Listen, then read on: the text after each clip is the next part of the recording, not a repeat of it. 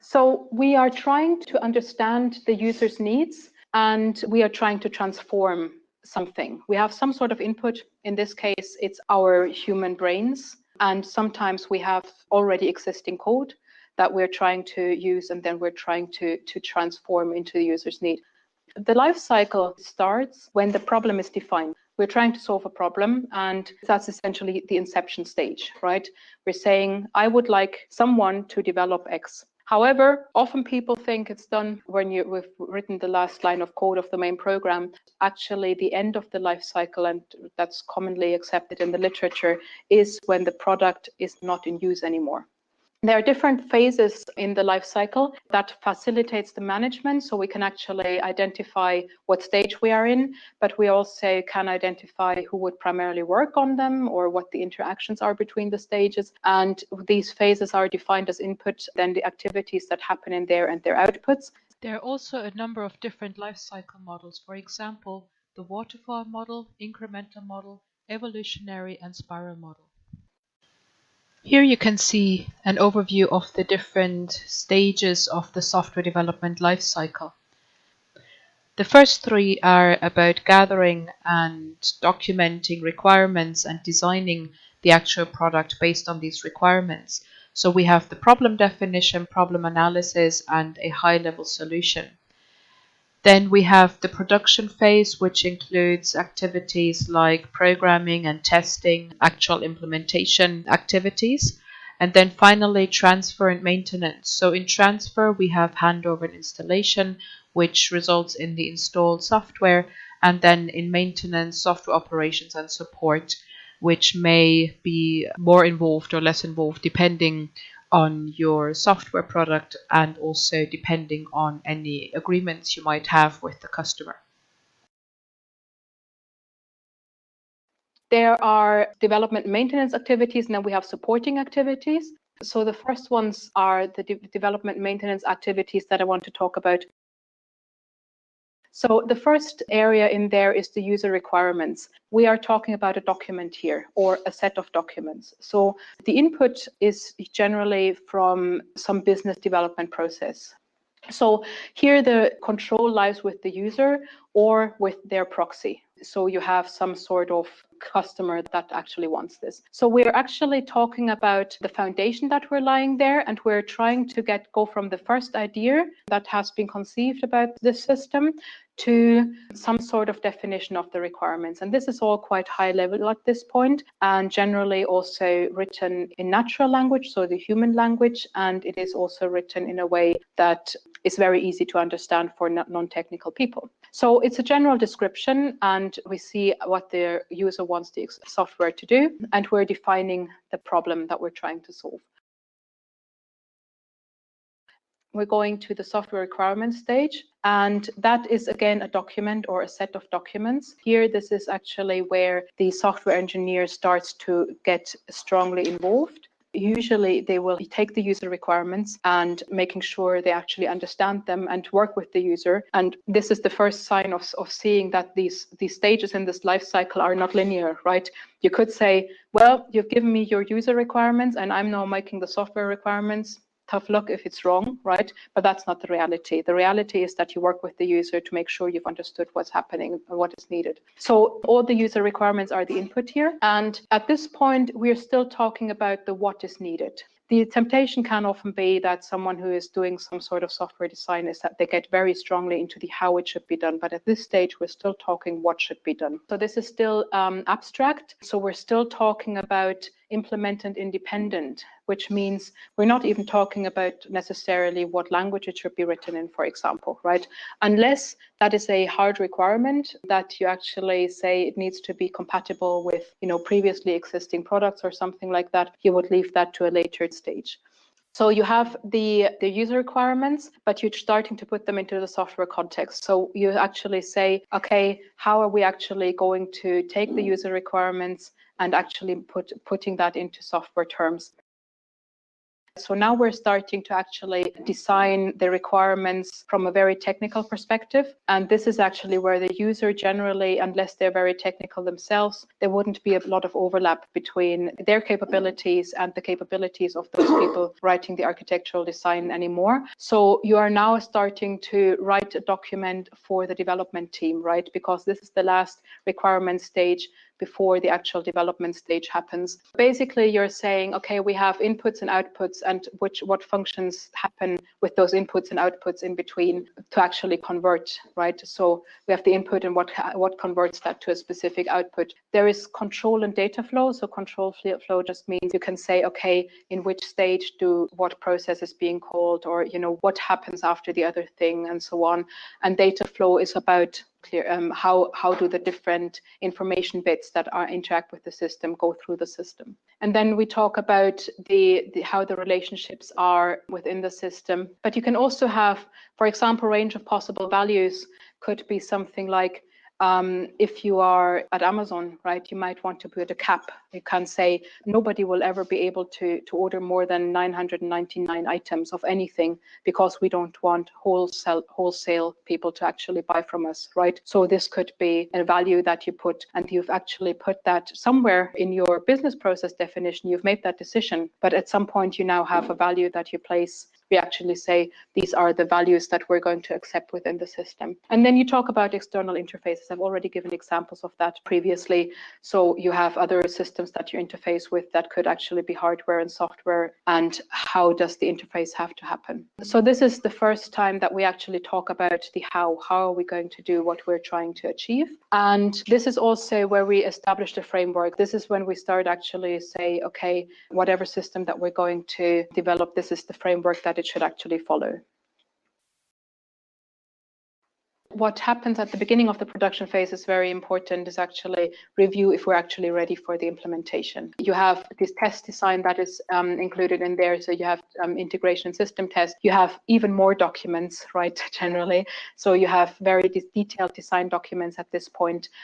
And you will also have the standards. Often these are project dependent, but in a lot of cases, these are also just organization dependent. So for example, coding standards, a lot of organizations will just have a general standard that applies to all projects or of that type. This is where you start implementing. So this is actually when people talk about software engineering or software development, this is what they often think, right? This is what we're talking about. Like we're going to design something, we code it, and then we test it, and then we're done. But actually, there's a big part of it on either end. And then we have the transfer. So we have a finished product that we believe is finished, but then we have an acceptance test. And acceptance test can be done by someone who is skilled in testing generally. That would happen, but you also need some sort of acceptance test by the user. Now, the user might actually sit down with the system and do an acceptance test, or they might look at the test plan, the test cases for the acceptance test, and say, okay, if it actually satisfies these requirements, then we actually are happy with this, right? So either way works. But what you are doing at this point is you're going back to the original requirements, and you're checking to see whether this is now ready to be rolled out, essentially, whether the user will accept that. But what is important to realize is that at this point, there shouldn't be a lot of surprises anymore, right? So there will be, throughout the life cycle, there will be a lot of stages where there is a comparison between what we're developing and the requirements, verification and validation stages that happen over there. So this is where we're handing over, and this is actually where we are installing the software on the operational environment, or where the user starts actually using it. We have the maintenance. So we have predefined maintenance standards. It might depend on the product, and it might depend on the agreement, but whatever it is, that has to be defined. And then there's configuration management. Generally, in a professional setting, you would have support by a configuration manager who is very experienced, who will actually be able to do that. You would continue to have review of whether the actual product satisfies requirements, with whether the user is happy. And that needs to be done because the user might not necessarily realize immediately that it's not what they need, because it is a big system. So they might not actually be able to see everything when they actually accept it. Their needs might have changed, their situation might have changed. But it's also something, depending on what type of system that you've developed, your system might change. In the maintenance phase, you will have defects that you're fixing that were previously not detected. And then you can make enhancements for those changing requirements. So sometimes you will get additional feature releases that come out. This is actually a very contemporary release model these days. You're rolling something out quickly or, relatively quickly, and then you just see what do people actually do with it, what they actually want to do with it. And then you actually react to that, right? Rather than trying to be perfect immediately. And there is a certain amount of frustration that can happen from that. But in the end, it probably results in a system that people are more happy with than if you were just trying to get it perfect immediately. It depends. I come from video games primarily. It's a very important release model in video games, right? I mean, they even go to the point where they invite their users to play alpha and beta versions where the game isn't even close to being done, right? But they are actually inviting people to play it already and are just developing then after that according to the feedback. That is possible because these are not very critical systems, right? People are not going to die because, their game doesn't work, but there's a system where this is actually not possible. And then we have the supporting activities, just quickly going over those.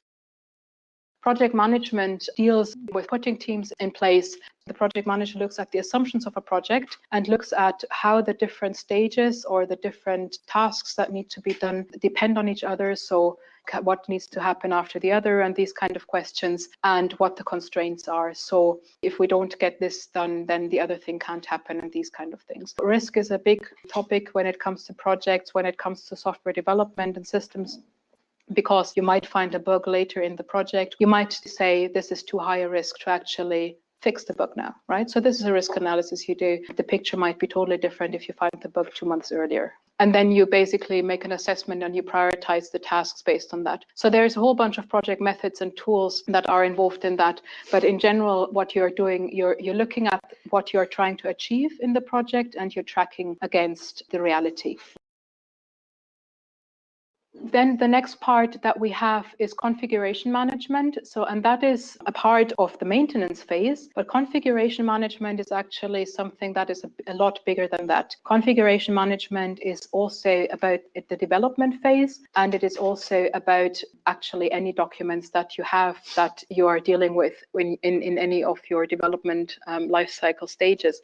So you're looking at mastering files and you're looking at static libraries. What we're talking about is essentially parts of code that we are trying to get to link together, or code files.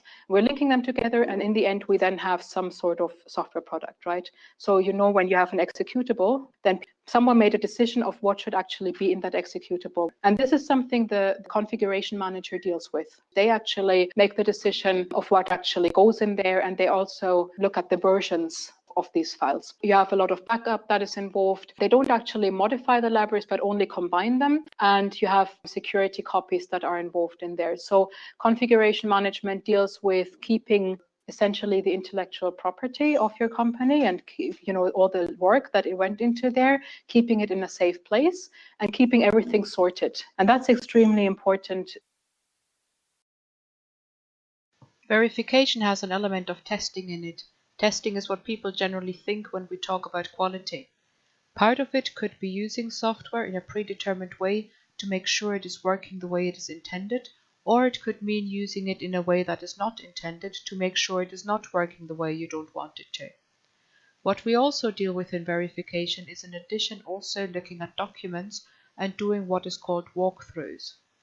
We are looking at the specifications and we have the user requirements, and then we are going to make sure that we are on the right track. So we can verify the requirements against the code, but we might also verify one requirements document against the other. So in our design specifications, do we have the user requirements there? And in our architectural design, do we have what was defined previously?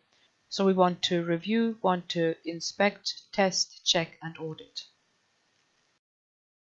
Then a related element is software quality assurance. Software quality assurance, again, has a part of it being testing, but it also is a lot about documentation of processes, and it's a lot about actually having the standards and procedures that assure the quality.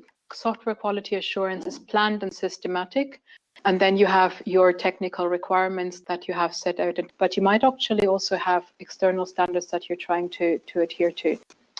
Often software quality assurance is done by staff independent of the project, although this aspect is not clear-cut. It covers all sorts of procedures, storing and security and controlling. You have supplier control, training and documentation, and the tracking of it. It's important to be able to report on what issues you have found and what you have done with them. That goes back to reviewing and measuring your processes and by extension your quality. The assumption being that better processes lead to better results. Therefore, software quality assurance is about testing, but also about looking at processes and becoming better at what it is you are trying to do. And then you have the organizational level. It's basically an umbrella that actually feeds into everything we've had so far, right? So everything you do for documenting, so you have some sort of configuration management and your review and your processes for approval of these documents that you are doing. But you also have contracts and you have performance reviews, you have external suppliers. So all that works in an organizational level, that would be a supporting role. And then you have responsibility of staff and how do they actually interact with each other. That is management rules, you have some sort of human resources in there. Process management plays a role, but especially also procurement. So you would actually buy services, for example, right? And how is that actually handled? What is the process for identifying the groups that you're buying the services from? And how are you buying that? How do you negotiate the contracts and all these kind of things? Training falls into that. And then you have the responsibilities. So who on your entire life cycle needs to be doing what and who actually has the authority to make the decisions. And who will also be the one who's being held accountable in the end.